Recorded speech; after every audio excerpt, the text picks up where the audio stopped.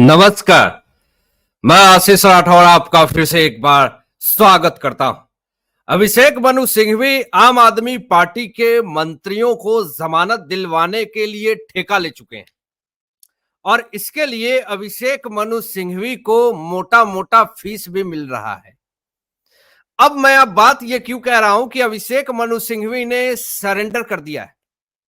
दोस्तों जरा आपको बता दें कि जो सरेंडर किया है अभिषेक मनु सिंघवी ने, जिस तरीके से दिल्ली हाईकोर्ट, सुप्रीम कोर्ट और राउज एवेन्यू कोर्ट के तरफ से आम आदमी पार्टी के मंत्री को झटका मिल रहा है, जिस तरीके से इनके मंत्री को लतार लग रही है, जिस तरीके से इनके मंत्री का जमानत याचिका खारिज हो रहा, जितनी अर्जी लगा रहे हैं डेट बढ़ रहा नहीं तो खारिज हो रही है। ऐसे हालात में अब अभिषेक मनु सिंघवी को सरेंडर करना पड़ेगा। मैं ये बात क्यों कह रहा हूं कि अभिषेक मनु सिंघवी मोटे फीस ले रहे हैं और अरविंद केजरीवाल अपनी जमानत के लिए जो मोटे मोटे फीस दे रहे हैं वकीलों को, ये पैसा किसका है? ये जांच की मांग उठ रही है। आखिर इतने लंबे वकीलों की फौज तैयार कर रखी है, इनके मंत्रियों की वकालत करने वाले ये जो वकील हैं, आखिर इनको इतना मोटा मोटा फीस दे कौन रहा है? अब इसके लिए पूरा बवाल खड़ा हो रहा।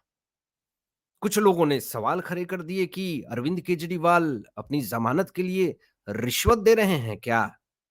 कुछ लोगों ने सवाल खड़े किया कि हो सकता है कि अभिषेक मनु सिंघवी को मोटा मिल रहा है, एक्स्ट्रा मिल रहा है।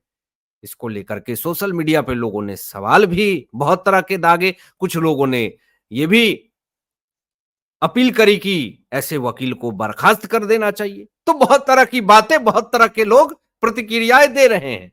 लेकिन आज जो बड़ा झटका मिला है अरविंद केजरीवाल को और अभिषेक मनु सिंघवी ने, यह सोचा नहीं था कि ऐसा भी एक वक्त आएगा कि जमानत के लिए नाक रगड़ना पड़ेगा। जी हां, नाक रगड़ना पड़ रहा है कोर्ट में। उम्मीद नहीं की थी कि ऐसा भी हालात और ऐसी परिस्थिति उत्पन्न हो जाएगी। दोस्तों आज 10 जुलाई है, डेट तो आपको याद होगा ही अच्छे से। और आज आम आदमी पार्टी के संयोजक को हाई कोर्ट में दाखिल जवाब में क्या कहा है, सुनिए।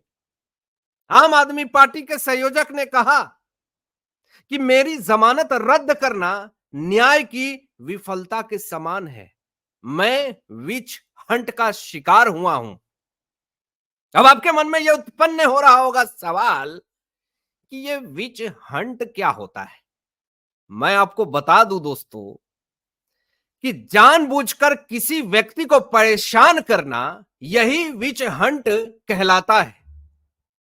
और अरविंद केजरीवाल ने यह कहा कि मेरे खिलाफ राजनीति साजिश हो रही है, यह पूरा मामला राजनीति विरोधी भी हो सकता है, ऐसा कोर्ट में अरविंद केजरीवाल कह रहे हैं। मतलब कि अपने बचाव में जितना भी पैतरा अपनाना है, जितना भी झूठ बोलना है, बोल सकते हैं। आप खुद बताइए कि जानबूझ करके आखिर किसे कौन परेशान करता है?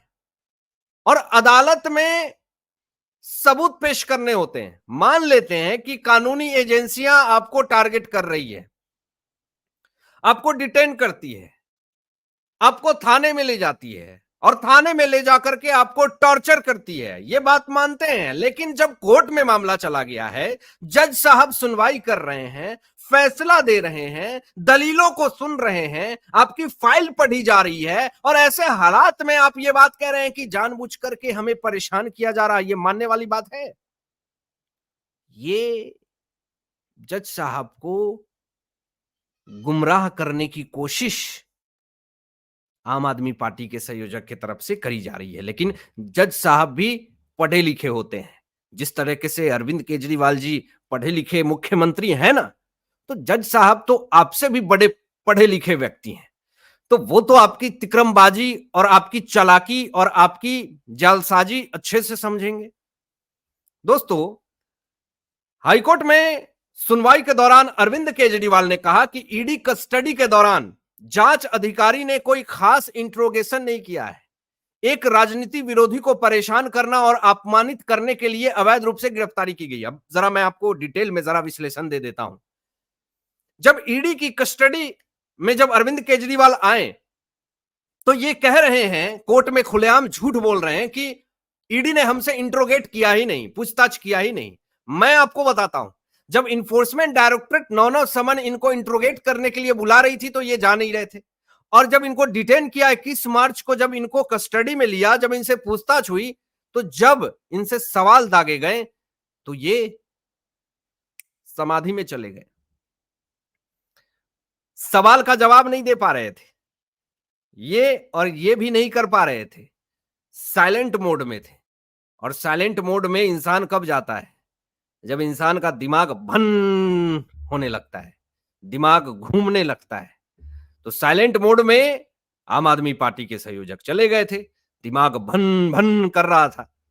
तो ऐसे हालात में इनके लिए और कोई चारा बचा ही नहीं था सिवाय झूठ बोलने के। लेकिन ये तो समाधि में चले गए थे, झूठ भी नहीं बोल पा रहे थे।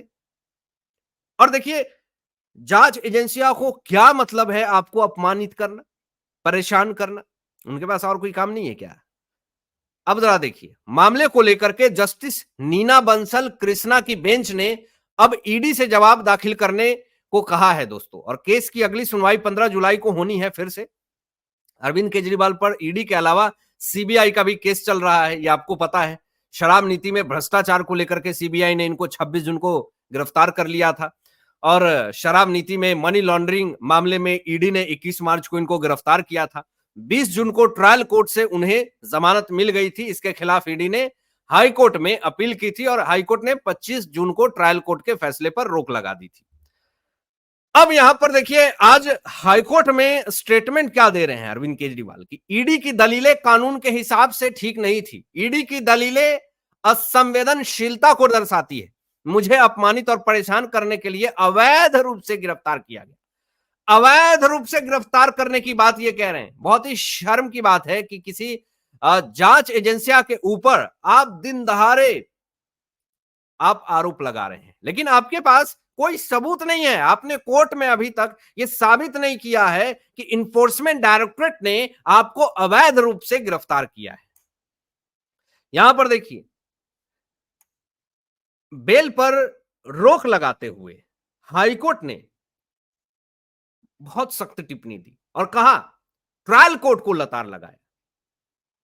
राउज एवेन्यू कोर्ट की वैकेशन बेंच की जज न्याय बिंदु को फटकार लगाई और कहा कि ट्रायल कोर्ट ने विवेक का इस्तेमाल नहीं किया। हाईकोर्ट ने कहा कि दलीलों पर सही ढंग से बहस नहीं हुई थी, इसलिए राउज एवेन्यू कोर्ट के फैसले को रद्द करते हैं। फैसले को देख करके ऐसा लगता है कि अरविंद केजरीवाल को जमानत देते समय विवेक का इस्तेमाल नहीं किया गया। ट्रायल कोर्ट की टिप्पणी पर विचार नहीं किया जा सकता, पूरी तरह से अनुचित है। यह दर्शाता है कि ट्रायल कोर्ट ने सामग्री पर अपना दिमाग नहीं लगाया है। यानी ट्रायल कोर्ट ने जो फैसले दिए वो पूरी तरीके से गलत है। अरविंद केजरीवाल को जो जमानत दिया, तो ये एक बहुत बड़ा झटका आम आदमी पार्टी के संयोजक के लिए माना जा रहा। आने वाले समय में और तगड़े झटके इनके लिए इंतजार कर रहे हैं। हालांकि आप क्या सोचते हैं इन तमाम मुद्दों पे अपनी विचार व्यक्त कीजिएगा, और ऐसे ही लेटेस्ट अपडेट पाने के लिए इस चैनल को सब्सक्राइब करके बेल आइकन प्रेस कर लीजिएगा और अपने दोस्तों में शेयर कीजिएगा। Thanks for watching my video. जय हिंद, सत्यमेव